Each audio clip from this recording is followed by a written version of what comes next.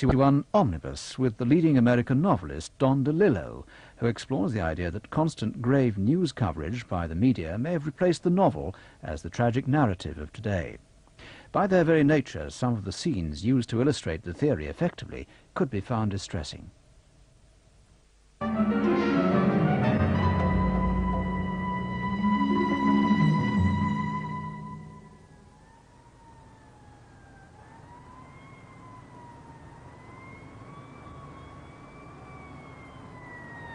Don DeLillo writes dangerous fiction. He's been called America's leading contemporary novelist, and his 10 novels come directly out of the flow of recent history. The Kennedy assassination, toxic fallout, acts of terrorism. These are all part of the running picture of news against which his books are set. This film was developed in close collaboration with DeLillo. He wanted to use the documentary form to explore the relationships between gunman and the novelist, words and images, the power of news, and our obsession with apocalypse. In doing so, he asks, what effect can a novelist have on a culture in which terrorists seem to have hijacked the world's narrative?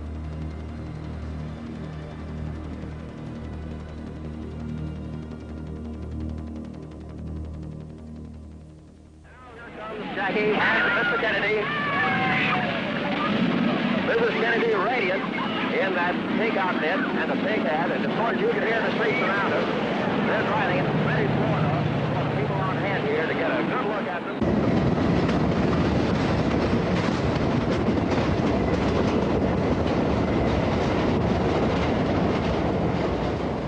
This was the year he rode the subway to the ends of the city, 200 miles of track. He liked to stand at the front of the first car, hands flat against the glass. The train smashed through the dark.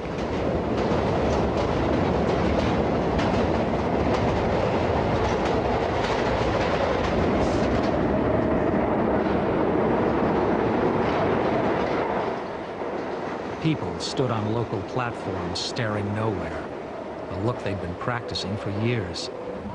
He kind of wondered, speeding past, who they really were. His body fluttered in the fastest stretches. They went so fast, sometimes he thought they were on the edge of no control.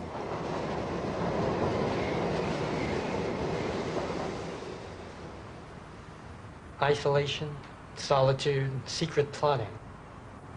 A novel is a secret a writer may keep for years before he lets it out of his room. Writers in hiding, writers in prison. Sometimes their secrets turn out to be dangerous to the state machine. For most writers in the West, of course, this danger is extremely remote. The cells we live in are strictly personal constructions. Let's change the room slightly and imagine another kind of apartness. The outsider who builds a plot around his desperation. A self-watcher. A lonely young man, living in a fiction he hasn't bothered to put down on paper. But this doesn't mean he isn't organized. He organizes everything. This is how he keeps from disappearing. His head is filled with dangerous secrets, and he may finally devise a way to come out of his room. He invents a false name, orders a gun through the mail, then looks around for someone famous he can shoot.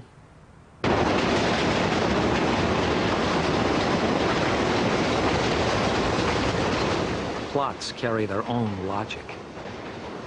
There's a tendency of plots to move toward death. He believed that the idea of death is woven into the nature of every plot. A narrative plot, no less than a conspiracy of armed men. The tighter the plot of a story, the more likely it will come to death. And now the ticker tape is beginning to flow from the windows all over the large buildings here and engulf the entire motorcade. The crowd is absolutely going wild. This is a friendly crowd in downtown Dallas. It appears as though something has happened in the motorcade route. Something, I repeat, has happened in the motorcade route. Stand by just a moment, please. Something has happened in the motorcade route. Stand by, please. There has been a shooting. I repeat, a shooting in the motorcade in the downtown area. Parkland Hospital has been advised to stand by for a severe gunshot For me, the wound. assassination of President Kennedy was a rumble that gathered momentum over the years. It's present in my early work here and there. My first novel ends in Dealey Plaza in Dallas, the main character retracing the motorcade route in his rented car. I think it's true that none of my novels could have been written in the world that existed before the assassination. In my fiction, there seems to be a sense of danger everywhere, of something unraveling. We can't see who has been hit, if anybody's been hit, but apparently something is wrong here. Something is terribly wrong. When Kennedy was shot, something changed forever in America. Something opened up, a sense of randomness, deep ambiguity. We lost the narrative thread. Put me on, Phil. Put me on. Phil, am I on? See, this is what happened. The assassination left an emptiness that made everything plausible, made us susceptible to the most incredible ideas and fantasies. Coming up now. The policeman says, no, you cannot come in here. You cannot come in here. We'll let nobody else in. It was definitely the president's car. We could see the... We couldn't seem to find out what happened even on the most basic level. How many gunmen, how many shots, how many wounds on the president's body. There was no coherent reality we could analyze and study, so we became a little paranoid. We developed a sense of the secret manipulation of history. You know, there's something they aren't telling us. Documents lost or destroyed, official records sealed for 50 years, a number of very suspicious murders and suicides. Since Dallas, we see conspiracy everywhere.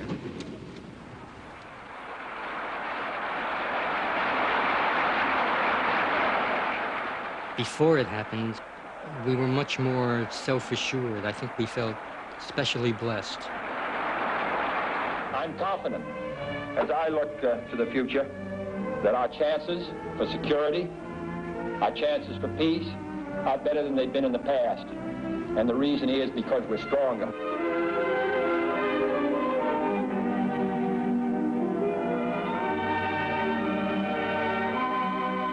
Maybe this was a fairy tale we told ourselves, but it seemed to work. And Kennedy himself was a sign of our specialness. Certainly we had greater faith in government before he was killed.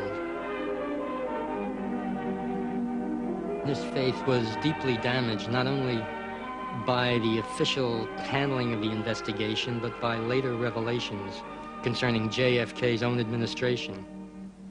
So even the myth of a noble president shot down by some malcontent became a little difficult to sustain. Bad news everywhere. Finally, I thought I might just walk right into the middle of it, do a novel about the assassination.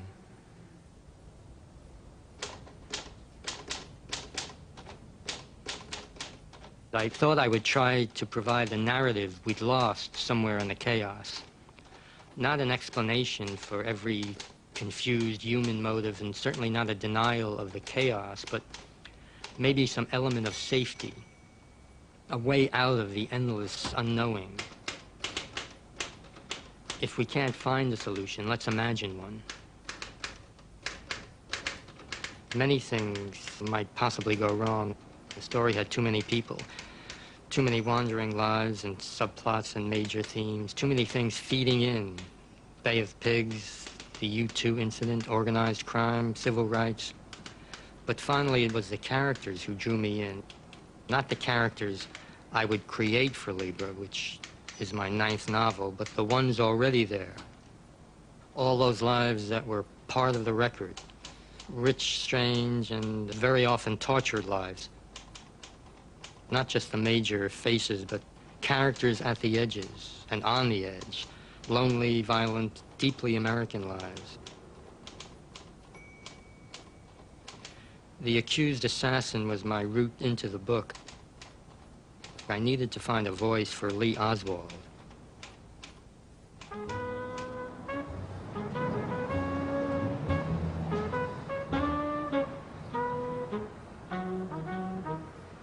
Oswald and I lived near each other in the Bronx in 1953. I was 16 at the time, he was 13, and I didn't know him, but I was certainly startled to find out about the connection. His mother, Marguerite, put him in a car, an old Dodge, and they drove all the way to New York from Texas because her oldest son was stationed at a military base nearby.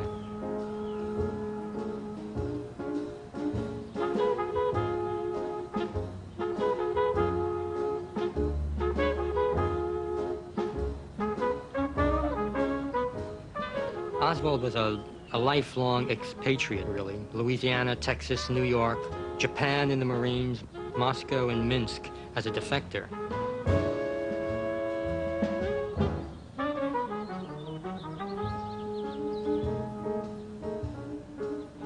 I don't think it's simplistic to say his life was defined by books and guns. He had trouble reading, but was clearly drawn to books. Filled out an application once and said he wanted to write short stories on contemporary American life.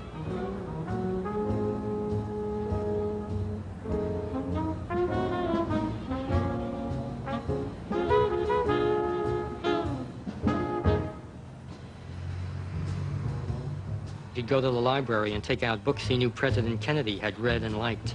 He read Mao Zedong because Kennedy had. He read Ian Fleming. He went to the library to get the White Nile because he knew Kennedy had read it, but it was out. He got the Blue Nile instead. And he ended up in the Texas School Book Depository, a rifle in his hands, books all around him.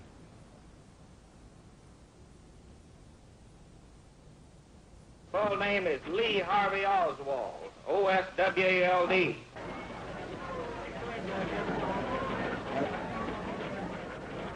Was he a lone gunman or one element in a conspiracy? Okay. Here comes Oswald down the hall again. You fire that rifle.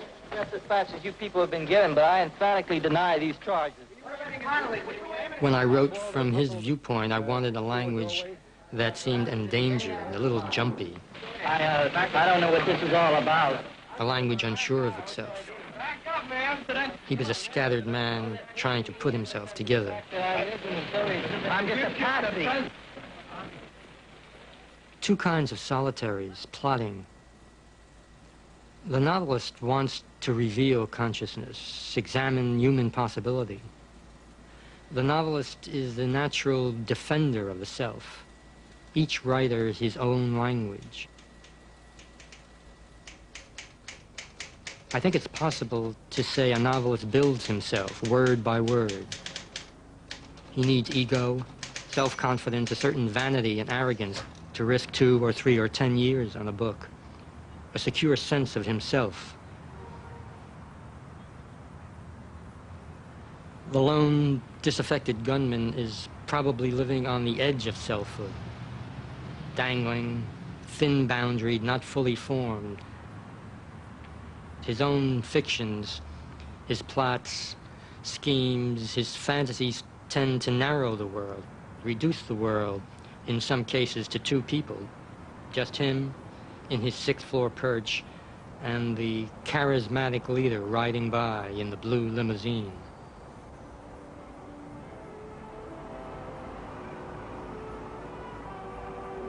President Kennedy went to Texas. Lee and his Russian wife, a young woman who'd envisioned the consumer paradise and ended up getting slapped around by her underpaid and sometimes out-of-work husband. Lee could not provide. Makes you lonely not to have the things you see around you all the time. Keeps you from being whole. And what about the man who's privileged?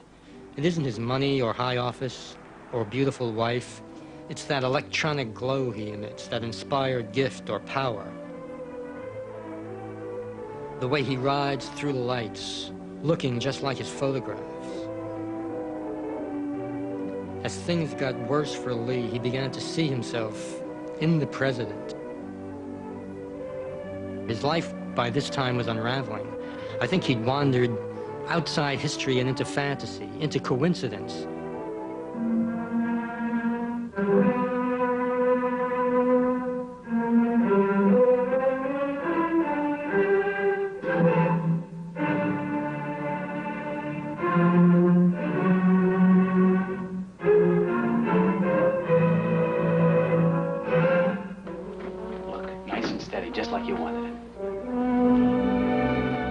The first movie was Suddenly. Frank Sinatra is a combat veteran who comes to a small town and takes over a house that overlooks the railway depot. He is here to assassinate the president. Trap. Big, beautiful booby trap. You can't do this. You can't do it.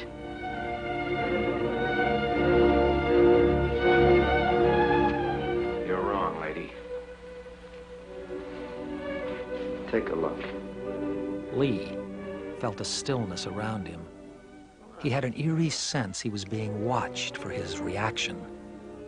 He felt connected to the events on the screen. It was like secret instructions entering the network of signals and broadcast bands, the whole busy air of transmission. I can do it, and I'm going to do it. You'll never get away with it. Shut up. Marina was asleep. They were running a message through the night into his skin.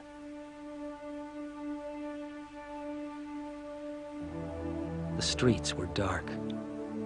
The house was dark, except for the flickering screen.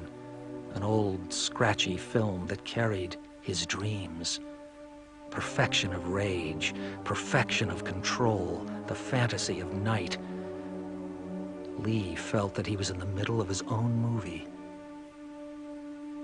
They were running this thing just for him. Yeah, I never killed a president before. Just a moment. We have a bulletin coming in. We now switch you directly to Parkland Hospital and KBOX News Director Bill Hampton. I have just talked to Father Oscar Hubert of the Holy Trinity Catholic Church. He and another priest tell me that the pair of men have just administered the last rites of the Catholic Church to President Kennedy. President Kennedy has been assassinated. It's official now. The president is dead. The president of the United States is dead.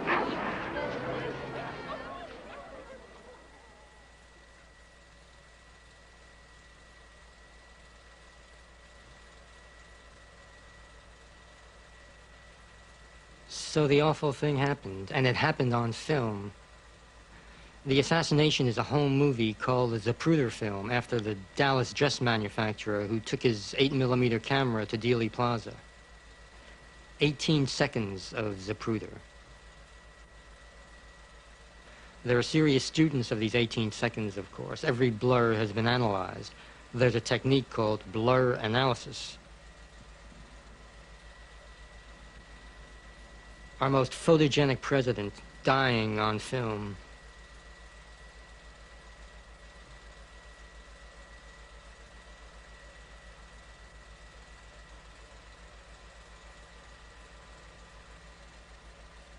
Maybe I'm wrong about this, but I think the footage comes close to uncovering some secret about the nature of film itself.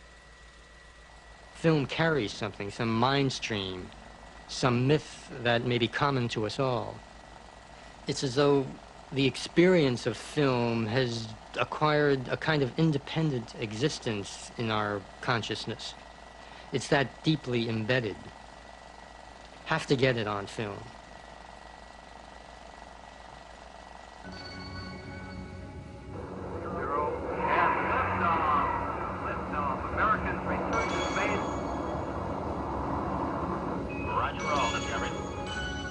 The frontiers we cross are the infinitely large and the incredibly small. What we can see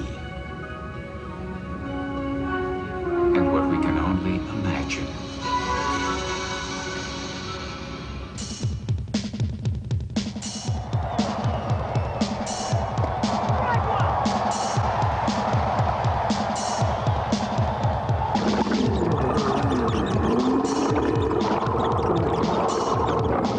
Film is more than the 20th century art. It's another part of the 20th century mind. The 20th century is on film. It's the film century. If a thing can be filmed, film is implied in the thing itself.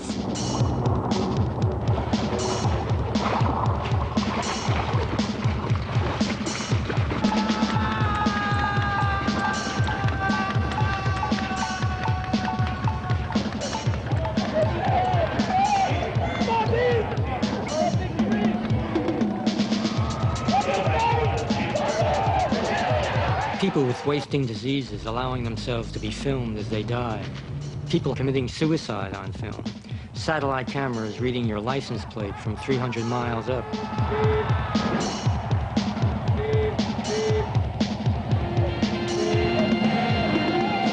This is CNN Headline News.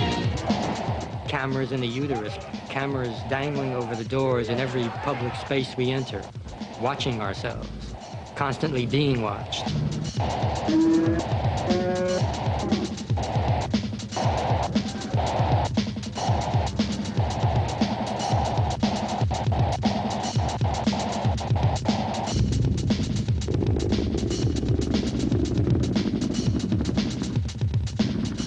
Images follow us everywhere.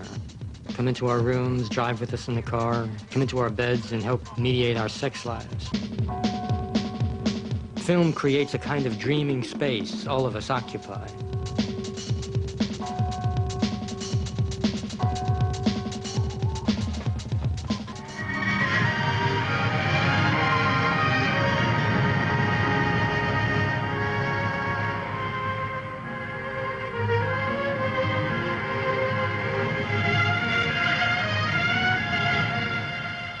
When I was a teenager, I saw Bert in From Here to Eternity. He stood above Deborah Carr on that Hawaiian beach, and for the first time in my life, I felt the true power of the image. Bert was like a city in which we were all living. He was that big. Within the conflux of shadow and time, there was room for all of us, and I knew I must extend myself until the molecules parted and I was spliced into the image. I never knew it could be like this. Nobody ever kissed me the way you do. Nobody? In my first novel, Americana, the hero lives a kind of third-person existence as an ideal figure made up of images, media messages. He's image-haunted. He constantly reinvents himself through film and television, from the person he is to the person he would be. This is what Media America promises, access to our desires, to our invented selves.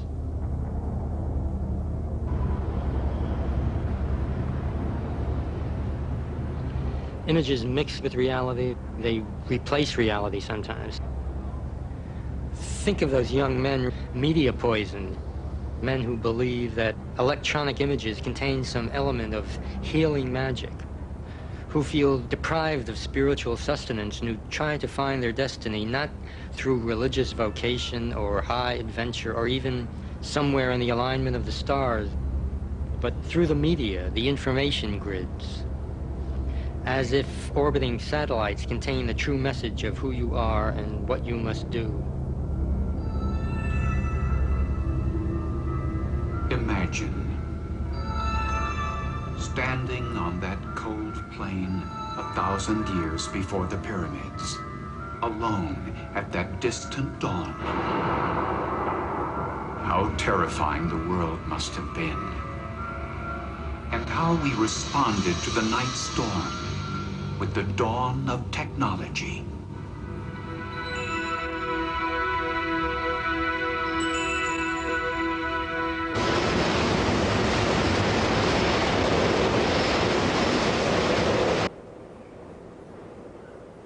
For me, as the writer of novels which to some extent find the soul of the culture in filmed images, Oswald is a kind of hinge between the committed political assassin and the lonely moviegoer and TV watcher, the celebrity stalker.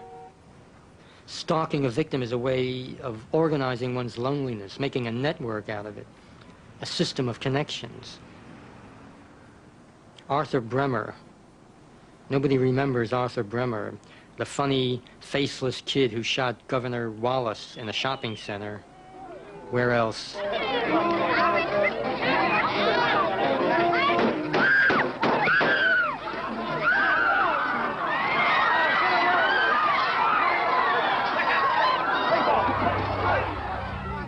Arthur Bremer was moved toward this act when he saw the movie Clockwork Orange. Bremer's diary was published, and provided inspiration for the movie Taxi Driver. John Hinckley went to see Taxi Driver and fell in love with the young actress, Jodie Foster. He thought, I will impress her by shooting the President of the United States, the old actor Ronald Reagan.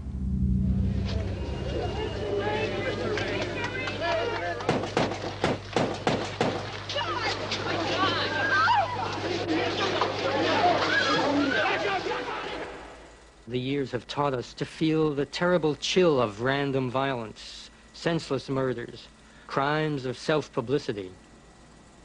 There's a kind of soft, dreamy, existential violence that is meant essentially to bolster the faltering self of the gunman.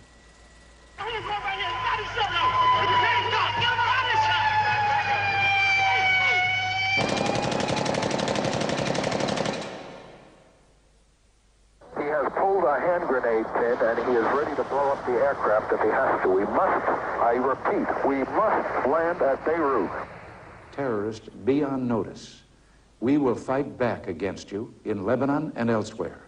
We will fight back to stamp out this ugly, vicious evil of terrorism. With widespread political terrorism, we got our narrative back. Calculated acts, not random.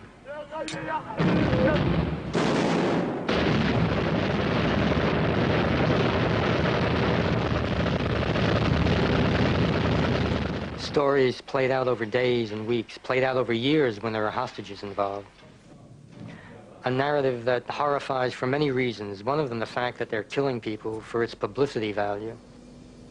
They are beating the passengers, they are beating the passengers, they are threatening to kill them now. They are threatening to kill them now. We want the fuel now, immediately. The explosion came just before 3 o'clock. Most of the residents were asleep. Some were still socializing in the bars as the hotel was ripped apart.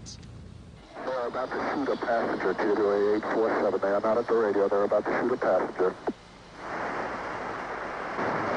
They just shot a passenger, TWA 847. The cockpit of Pan Am's Maid of the Seas nose down now in the believed soft terrorists were responsible for the explosion. The aircraft that brought came out down of the Pan sky Am trailing Flight flames, 103 over scattering Lockwood, wreckage, Scotland. fuel and passengers.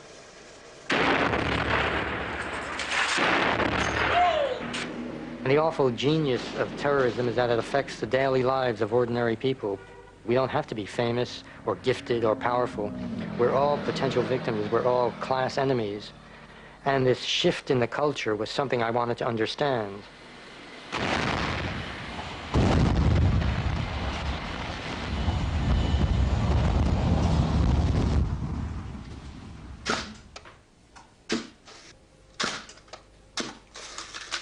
It's a curious knot that binds novelists and terrorists.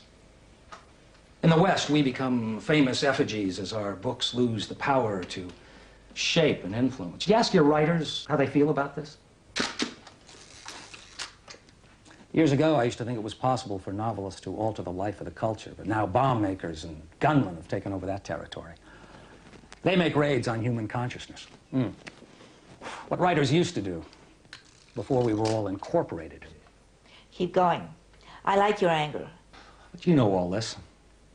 This is why you travel 1 million miles photographing writers, because we have given way to terror, to news of terror. News of disaster is the only narrative people need. The darker the news, the grander the narrative. News is the final addiction before what? I don't know. But you're smart to trap us in your camera before we disappear. The novel, Mao 2, is about a reclusive writer who escapes the failed novel he's been working on for many years. He abandons the book and enters the world. It turns out to be the world of political violence.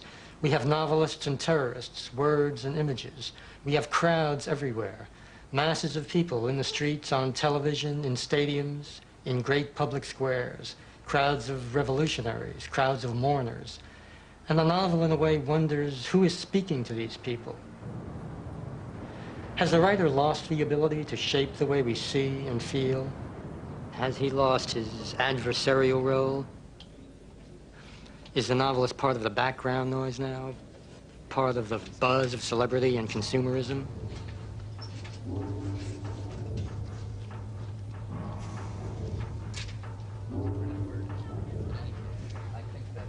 You have a twisted sense of the writer's place in society. You think the writer belongs at the far margin, doing dangerous things. The most successful writers make the biggest complainers. The solitude is killing. The nights are sleepless. The days are taut with worry and pain. Bemoan. It must be hard for you, dealing with these wretches day after day. It's easy. I take them to a major eatery. I tell them their books are doing splendidly in the chains. I recommend the roast monkfish with Savoy cabbage. I tell them the reprint bidders are howling at the commodity pits. There is mini-series interest. There is audio cassette interest. The White House wants a copy for the den. I say the publicity people are setting up tours. The Italians love the book completely. The Germans are groping for new levels of rapture. Oh my, oh my, oh my. And yourself, Charlie? I'm adjusting to the new style.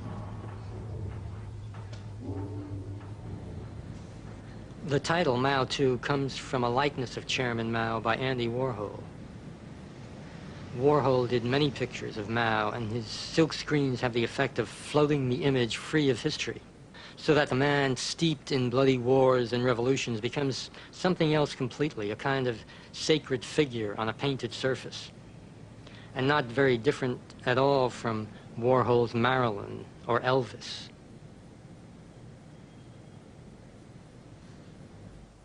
And what about the novelist? Has he lost his original face? I think everything we do in the West is so readily absorbed by the culture that it's very difficult for works of art to become dangerous. The culture works in such a way that it has a reflex that enables it to absorb danger as soon as it appears. We're alone in a room, involved in this mysterious exchange. What am I giving up to you? And what are you investing me with? Or stealing from me? How are you changing me? I can feel the change like some current just under the skin. Are you making me up as you go along?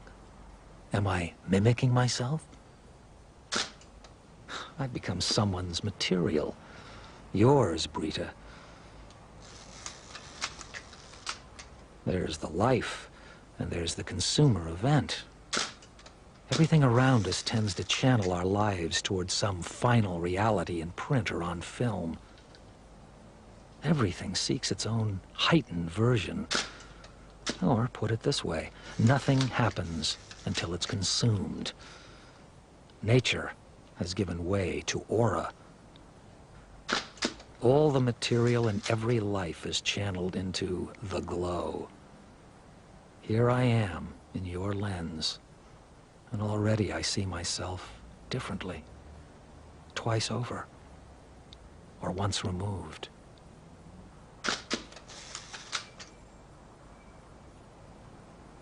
Mao Too began with 2 photographs. For a long time, I had no idea they were connected. I saw the first picture in April 1988, I think it was, front page of the tabloid New York Post. An elderly man with a look on his face of desperate shock and rage. The man is a writer, J.D. Salinger, famous, of course, for Catcher in the Rye. And the camera belonged to 2 people sent by the Post to find and photograph him. First picture of Salinger since 1955. I didn't know why, but I saved this photograph. About 6 months later, I came across a small, grainy photo in the morning paper. The mass wedding conducted by Reverend Sun Young Moon of the Unification Church.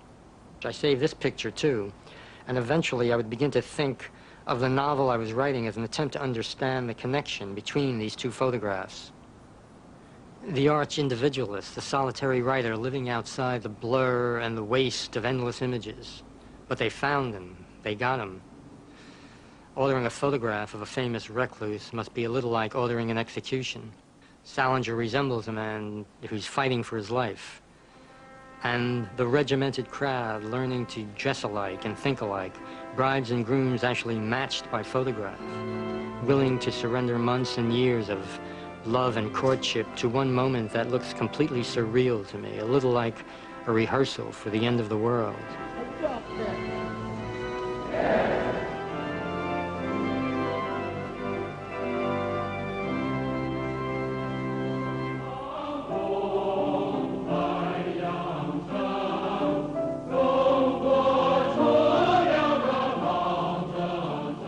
There's something about vast crowds, great masses of people assembled around the enormous image of some dictator or holy man that may make us wonder about the end of individuality.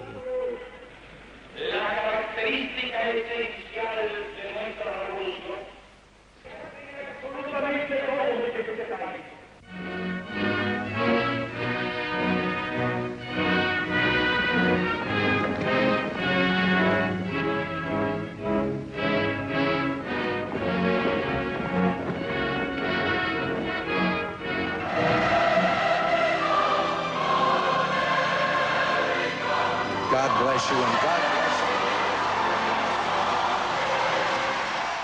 you. There's a primal terror in crowds, a sense of all control gone, all distinctions gone. Crowds speak a half language, a language of rote and repetition, chanted slogans, a single chanted name over and over.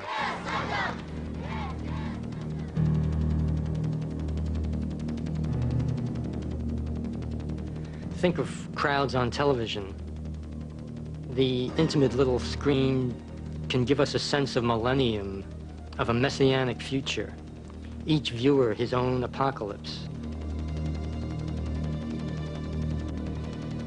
Crowds are terrifying, but maybe beautiful in a way as well. We desire at times to lose ourselves in the crowd, dress identically, be carried along, burn away all the pain and anxiety of self, end the struggle to be who we are.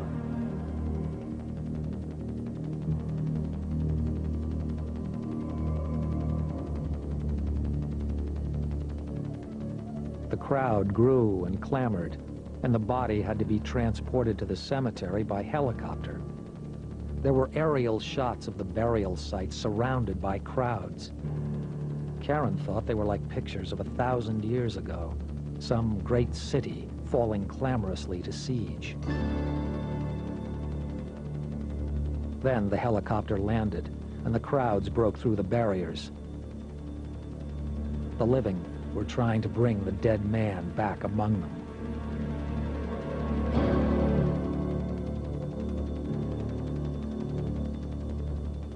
Karen could not imagine who else was watching this. It could not be real if others watched. If other people watched, if millions watched, if these millions matched the numbers on the Iranian plain, doesn't it mean we share something with the mourners? Know an anguish? Feel something pass between us? Hear the sigh of some historic grief? She turned and saw Brita leaning back on the far arm of the sofa, calmly smoking. This is the woman who talked about needing people to believe for her, seeing people bleed for their faith, and she is calmly sitting in this frenzy of a nation and a race. If others saw these pictures, why has nothing changed? Where are the local crowds? Why do we still have names and addresses and car keys?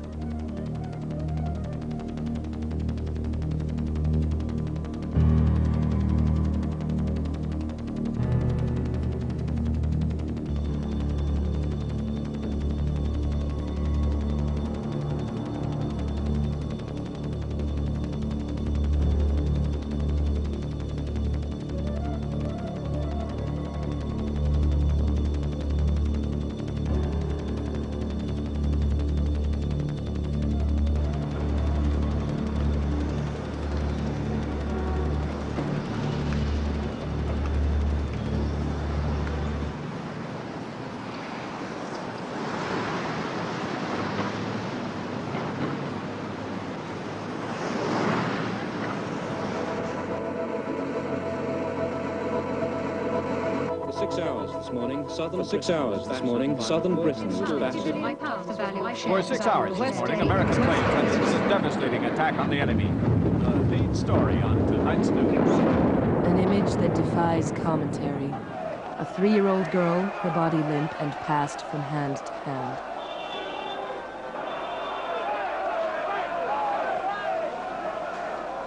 Not so long ago, I think it was possible for a novelist to think that he might influence the consciousness of his time.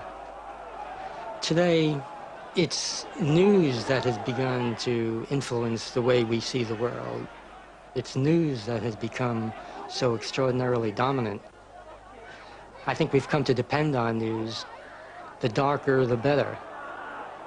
In a way, we need it, because it is the tragic narrative of our time. Tragedy at Hillsborough, England. Inside the ground, the trouble developed slowly at first, belying the tragedy that was to follow. Tragedy at Hillsborough, England. A classic horror of a huge crowd of a dense crowd out of control in a confined space was setting in. They came in from the ocean. They came in from the ocean without any... Chaos and near panic in the world's There's been major chaos and near Three panic main in the stories. world's major... Now the news been seen in such numbers in this part of Africa. Some Chinese of the swarms students have been hurled 10 miles stones long. at tanks in Tiananmen Square tonight. The Chinese authorities continue to Down deny the Avenue of Eternal Peace came an armored personnel carrier, lumbered along like an animal among hunters.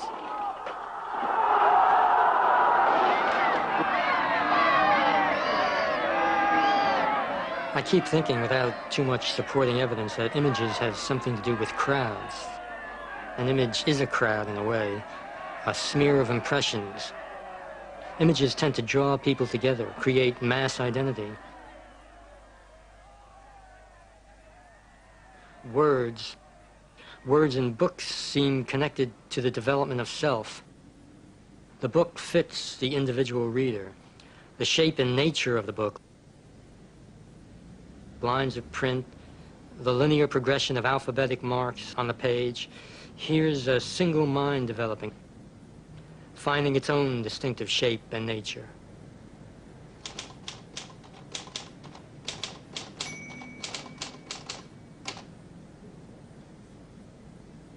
Every sentence has a truth waiting at the end of it, and the writer learns how to know it when he finally gets there. On one level, this truth is the swing of the sentence, the beat and poise. But deeper down, it's the integrity of the writer as he matches the language.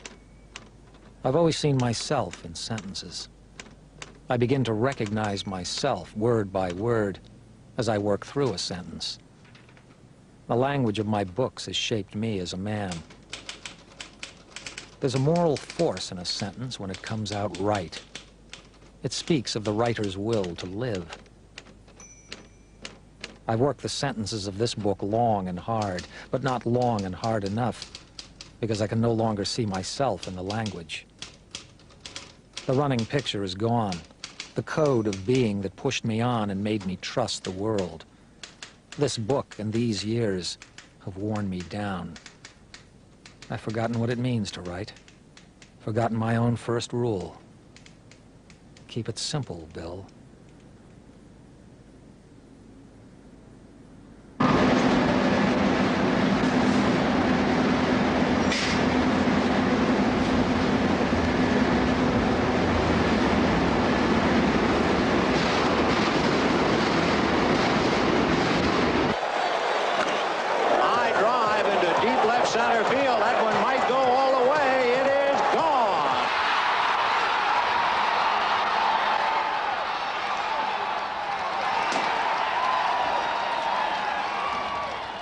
Whatever the crowd is or represents, the writer can't afford to stand apart from it.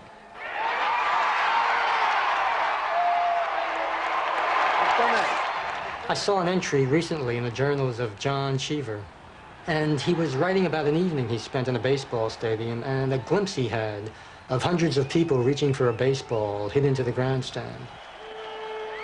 And he said it's not the writer's task to describe the thoughts of an adulterous woman looking out a window at streaks of rain running down the glass. We need to understand those 400 people reaching for the baseball. Those 10 or 20,000 people heading for the exits as the ball game ends. Moral judgments, Cheever said, embodied in a migratory vastness. So the writer is in history, fully engaged in contemporary life, connected to the turmoil, the clash of voices.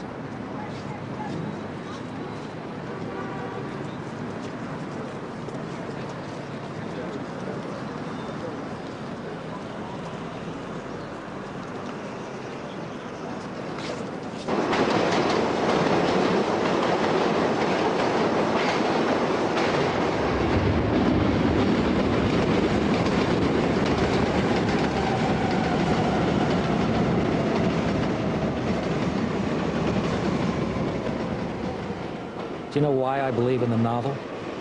It's a democratic shout. Anybody can write a great novel. One great novel. Almost any amateur off the street. I believe this. Some nameless drudge, some desperado with barely a nurtured dream, can sit down and find his voice and luck out and do it. Something so angelic it makes your jaw hang open. The spray of talent, the spray of ideas, one thing unlike another, one voice unlike the rest. Ambiguities, contradictions, whispers, hints.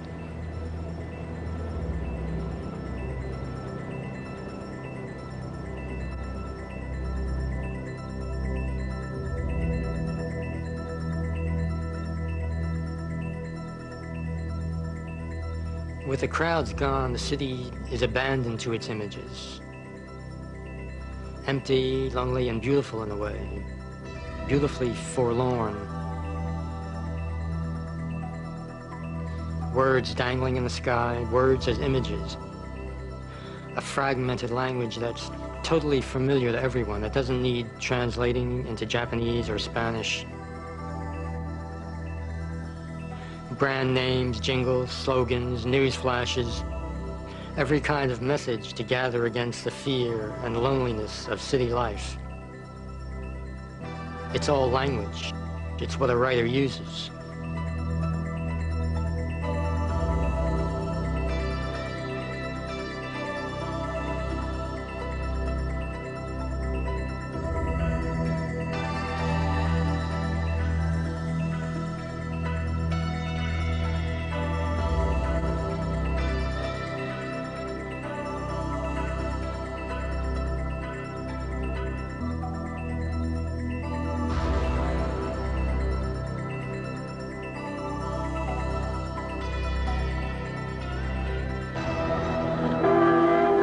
The prisoner. Do you have anything to say in your defense? There's a shot. Oswald has been shot.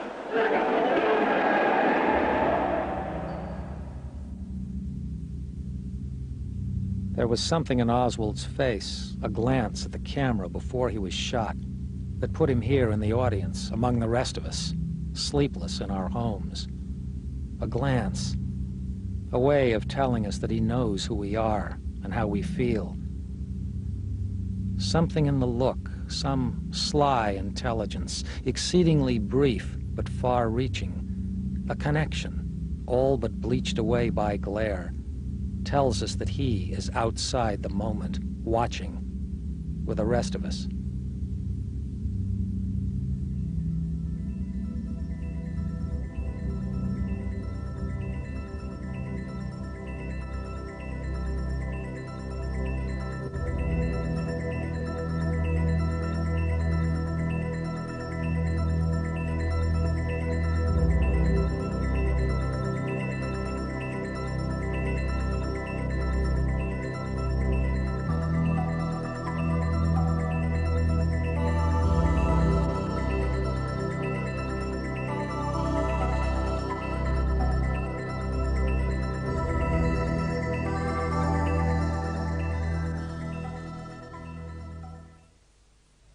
By contrast, all is grace and harmony in next week's Omnibus, in a profile of former Olympic ice dance champions Jane Torvill and Christopher Dean, who've recently been pushing the parameters of ice dance to new limits of creativity and style.